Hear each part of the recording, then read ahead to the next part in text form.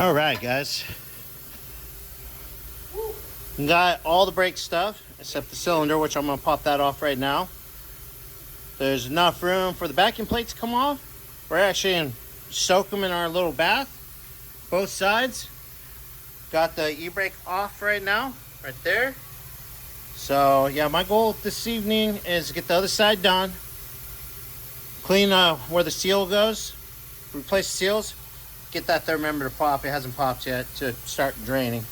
It's been a pain in the butt. That's what happens when they've been on there for like probably about 60 years. But I can get this all clean, so tomorrow morning the housing will be actually out of the way. I'll replace the leaf springs with all the new bushings, put the new shocks in, and then I can get the housing back on, put the plate on, and start putting everything back together tomorrow morning. The axle shafts should be ready to go with the new bearings on them. And yeah. Sorry, it's hot today, guys. All right. Later.